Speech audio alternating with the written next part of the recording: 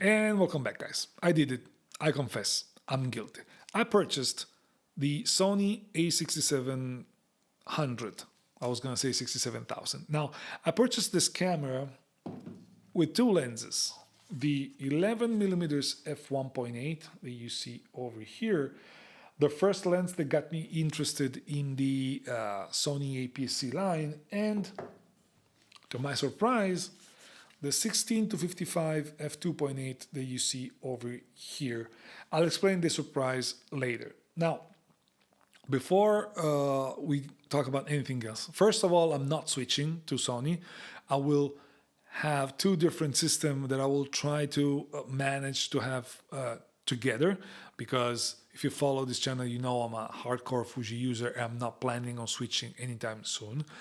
And also, this video is not going to be a full review, just because I purchased this camera, 15 days ago, and I've used it, but if you haven't started using another camera intensively after you've been used for 10 years to another system, you don't understand how complicated it is to bring a camera to its limit. Nowadays, I can take any Fuji camera and take it to 95% of its potential right away, just because I know where everything is set, what I have to change, what are my preferred settings, and all of that. So in an hour, I'll bring that camera to 95% of its potential. With a brand new system, I need to learn the system first. I need to learn the menu. I need to learn how the camera is set up. I need to learn so many things before I can even think about saying that I'm ready to review the system, that I would be stupid to call this a review. And so for this reason, this is first impressions. And these are first impressions from a long-time Fuji user perspective. I know some of you are interested in the Sony system. And to be honest, the A6700 is the first camera that got me interested in the Sony APS-C system. I was curious already, but there were no cameras that got my attention before, because there was always something lacking. This one has everything. I'm gonna get into the body, into the build quality in a second, but this camera has everything you need and probably more than what you need. And so it's a camera that now competes with the Fujifilm cameras as the best APS-C options that you have in the market. Now, my purchase, to go to my purchase very quickly, was possible thanks to the guys, to the awesome guys at Fotoluce in Catania, in Sicily. At the end of the day, I got the A6700 and the 11mm f1.8 for a very, very good price. And the 16-55 that you see over here, I got it for a steal price. Enough with all of this, let's just focus on the camera and let's start with the build quality.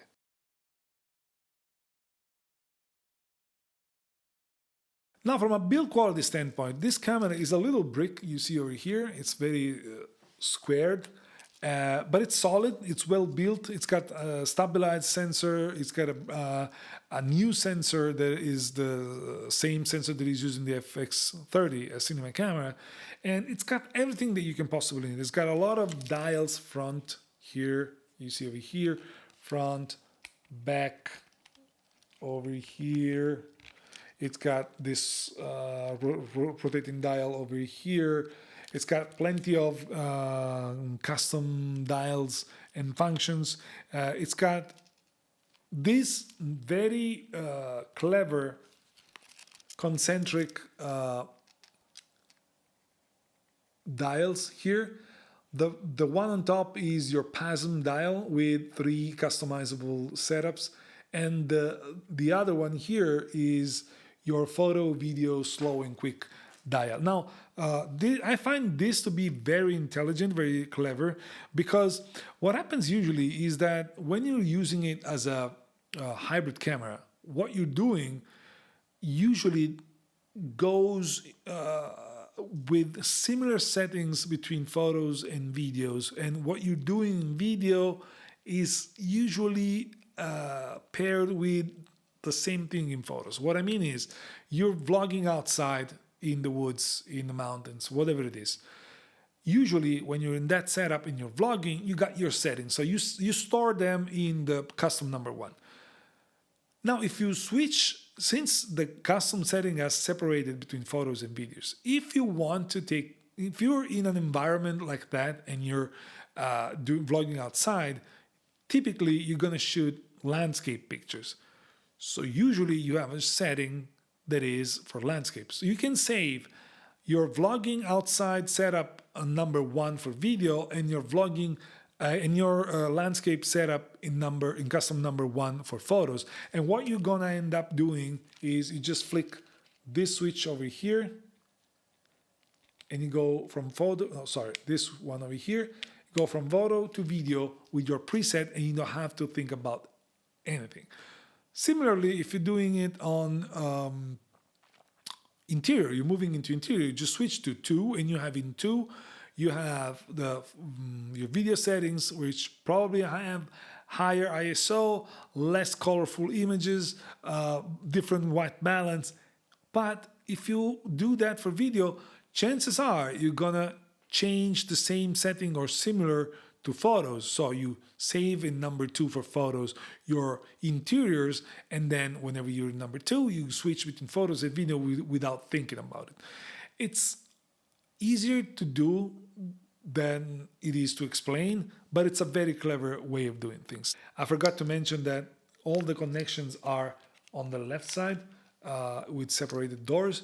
You have microphone, microphone input, USB-C, your SD, UHS-2 card, your headphones jack, and your micro HDMI. Yes, it's micro HDMI, and yes, it's only one card. Guys, it's a small camera. It would be impossible probably to put more into such a small body. And to me, it's not a big deal. So you have all the connections that you want on this side, and all the rest is really well done. The battery is the good one from Sony. It lasts a lot.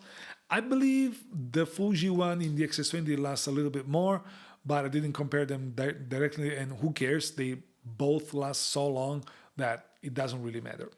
So let's go to the 3 things that I don't like. First of all, you don't have a joystick. Now, I'm so used to having a joystick over here since I got the X-T3, I guess, that to me it came like second nature, and not having it pushes me to adjust. Now, what you can do is that you can assign either the entire screen or half the screen, which is touch, to moving your focusing point, or you can click this dial over here, and then you can move your focusing point with this one. But it's not as easy as having a joystick. So again, I'll get used to it, but I miss it. The viewfinder that you see over here, it's pretty small, and from a resolution standpoint, it's fine. It's like the XS20 is 2.36 or 39 million dots. It's fine. What I don't like is that you have to squeeze your eye a lot to be able to use it, while I don't remember having to do the same with the XS20, despite being the same kind of level of viewfinders. But the most annoying thing about this camera is the screen. Now, the screen is flippy, it tilts, it gives you all the flexibility that you want. And the touch screen is incredibly responsive, probably one of the best that I've ever tried. So very good on that, but the resolution is really low. It's only 1 million dots. For comparison, the XS20 has a 1.8 million dots. And believe me, you immediately notice the difference when you switch between the two. But also, it's not that easy to read when there's bright sun outside. And it's hard to tell whether you're in focus or not without you zooming at 100%. Now, we're going to talk about autofocus in a second. Of course, you can rely on the autofocus of this camera, but I don't know, I'm so used to be able to tell right away without zooming in whether my shot is in focus or not, that I miss this ease of looking at it at a glance and understanding whether everything's right or not.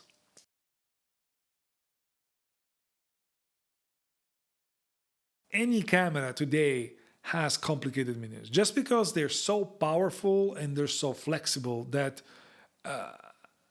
you got so many options and the menu, there's no way of making menus super easy. However, aside from the initial impact, which kind of blew me away, I wouldn't understand anything in the system, I slowly realized that the menu setup on this camera is pretty easy, pretty straightforward, and it makes a lot of sense. So aside from the initial impact, I cannot really complain about the menu structure of this one. I really love the My Menu, the way the My Menu is thought out, is really well thought out, very useful. There's only one thing that I complain about the menu, and it's to get to all your frame rate settings in video, you have to switch between PAL and APS-C, which is such a 90s issue that I don't understand why they had to split the two things. Basically, with APS-C, you have your 24, 60, and 120 frames per second, while in PAL, you have your 25, 30, 50, and 100 frame per second. Instead of having everything in the same menu. Like with Fuji, I'm so used that I can change everything the way I want in just one menu that it makes no sense, in my opinion, to have them split. Now, if there's a way to avoid that, let me know in the comments below. I don't know. And I haven't looked for it too much, if I'm being completely honest. And it may seem like a minor issue, and it is a minor issue, but because most of the time you either shoot 24, 60, and 120, or you shoot 25, 50, and 100. So once you set it the first time, you don't have to think about it that much. But in my case, for example, I shoot often with my brother. And my brother, while I'm based on a 24 frame per second timeline, my brother bases his work on a 25 and 50 FPS timeline. So I have to switch to PAL while I'm normally on APS-C if I'm shooting for my brother. It's a minor annoyance, but yet an annoyance. Other than that, however, I really cannot complain about the menu structure at all.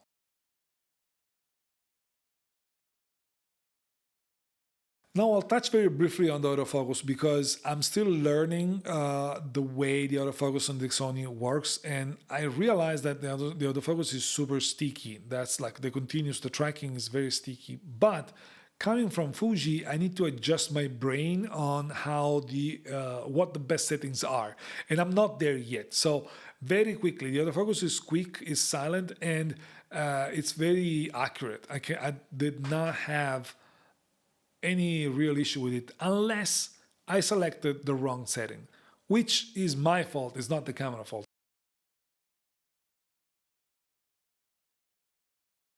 When it comes to photo nowadays, it's impossible to find a camera that shoots bad photos. Any camera released since 10 years ago till now, it's been either between very good to exceptional. And so you cannot expect anything low than very good. This camera is really good. The image quality is really good.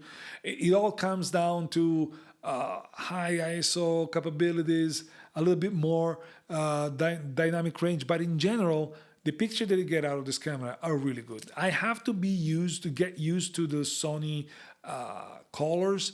I need to find the best colors that I can get out of this camera because I'm so used to the film simulation in Fuji.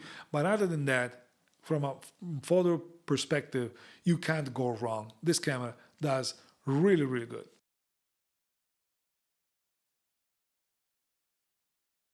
Now, when it comes to video, Sony is well known for their video cameras, for their hybrid cameras. And don't forget, the Sony A6700 is the brother to the FX30, which is a cinema camera. So this camera, there's no doubt, it's a great little video camera. The problem is me. While I adjusted the vast majority of my thinking to the Sony way since I purchased it. When it comes to video, I still have to work hard to find the settings that I need. Again, the autofocus does great. Everything is really good. The image is very clean when you're recording at high ISO. The one thing that I still need to wrap my head around is colors. Now, I'm not saying Sony colors are bad. It's just that I'm so used to Fuji colors and the way I set the camera with Fuji colors. And on top of that, I don't color grade. I try not to color grade in post. I try to set the camera up the way I like it and get the footage the way I want it already out of the camera. This is the big issue that I have. While I found my perfect setup with Fuji, I still need to find my preferred setup with Sony. I haven't wrapped my head around all the potential things that I need to get fixed, let alone all the other stuff like the follow, the frame to follow and all that. I didn't even touch that. What I realized is how great it is to have the focus breathing compensation. That is really great. It means you don't have to think about it because the camera does it for you with Sony lenses. But in general, really good camera when it comes to video. I just have to adjust to it.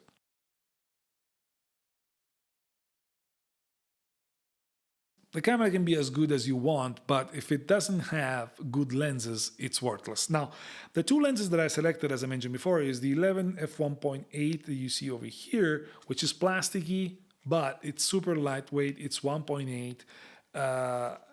Despite not being a G lens, has the focus, the function button, and it's very portable, very lightweight, and the image quality looks really good. Of course, I'm going to push a review out, so I'm going to talk more specifically about this. But this is the lens that got me very interested into the Sony system because this is supposed to be really good for vlogging, landscape, astrophotography, and all of that. So I think I'm going to get a lot of use out of this lens. The other lens that I purchased is, as I mentioned before, the 16 to 55 f2.8, the G. It's not a G Master, it's a G lens. It's got everything that a G lens needs. It doesn't have the aperture ring, which kind of sucks, but it is what it is. And the good thing about this lens is that despite being f2.8, despite being a zoom, despite being a very wide zoom because it's a 24 to 85, 82.5 equivalent, it's relatively lightweight and compact. For comparison, because I have it here, this is the Fuji 16 to 55 f2.8. They're both f2.8. They're both same focal range. They're both weather sealed. From a size standpoint, the 16 to 55 from Sony is a little bit shorter, but not dramatically shorter. But what the difference is really noticeable is the diameter.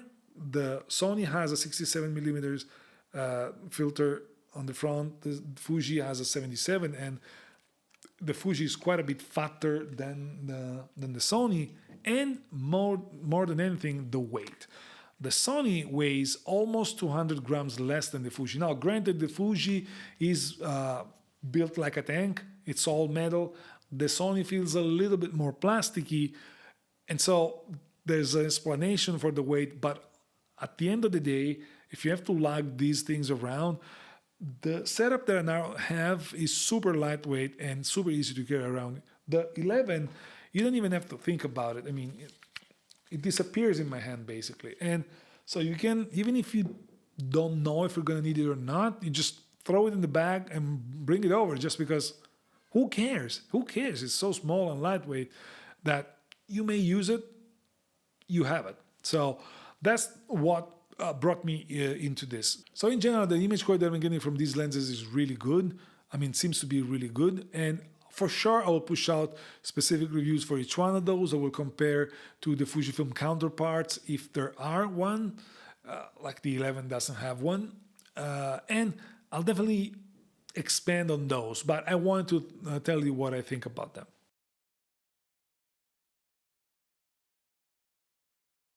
In conclusion, if you've been following this channel for a while, you know that I'm a die-hard Fujifilm shooter since a decade ago. So I'm not planning on switching to Sony, not anytime soon, but I'm a curious guy. And also I'm running a YouTube tech channel that is based on photography. So the reason why I did this move, I pulled the trigger on purchasing these, is just that I want to broaden my knowledge, personal knowledge of another system. And also I want to bring new content to this channel just because I want to, again, grow the channel, make it bigger, make it more interesting for everybody. So there's a lot of reasons behind my decision. Of course, gas is one of that, because gear acquisition syndrome, we all suffer by that. And the fact that I got great discount helped me a little bit, but I'm broke. So that tells you that probably I shouldn't have done this, but I did. And I promise a lot of content on these setups. I'm going to tell you how my adjustment goes during these months. And I must confess that I pulled the trigger because the A6700 is the first camera that I think it's a worthy competitor to the Fujifilm APS-C cameras. Before that, in the last 5-6 years, I think Fuji has been so ahead of Sony in the game of APS-C that I didn't feel like I had any specific interest in any camera. I was interested in the lenses, but not in the cameras. With the A6700, everything changed, because now this camera is a very, very powerful tool. It sits in between the XS20 and the XH2S, being kind of punching above its weight in some areas and being underwhelming for others, like the screen. But in general, it's a really, really good camera, and it's now worth exploring this system. So thank you for watching. Ciao, and I'll see you in the next one. Bye-bye. So in conclusion, basically, if you've been following this channel, no. In conclusion, if you've been following this,